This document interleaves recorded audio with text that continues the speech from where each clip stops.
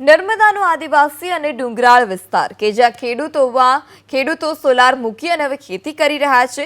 ખેતરોમાં સોલાર મૂકી સિંચાઈથી ખેડૂતો એક વર્ષમાં બમણું ઉત્પાદન લઈ રહ્યા છે।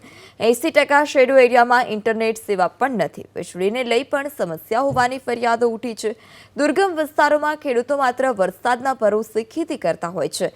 જોકે સરકારમાંથી ફ્રીમાં સોલાર પંપ મેળવી ખેડૂતો ખેતી કરતા થયા।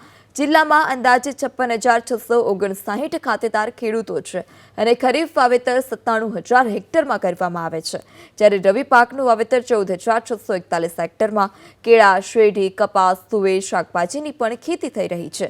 જો કે સૌથી વધુ બિનપિયત ખેતી હોય સોલાર પંપની માંગ જિલ્લામાં વધુ જોવા મળી।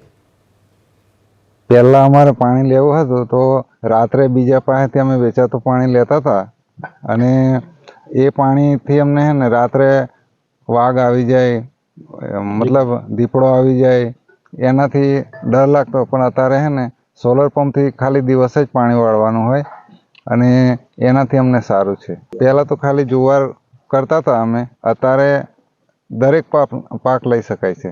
આ અંતરિયાળ વિસ્તારની અંદર આપણે જે ખેડૂતો છે એ ખેડૂતોને સોલાર પંપ લગાવી અને એમાંથી એમને બેનિફિટ આપી અને એ પોતે ખેતી કરી શકે, પોતે આત્મનિર્ભર બની શકે, એના માટેની આ યોજના છે।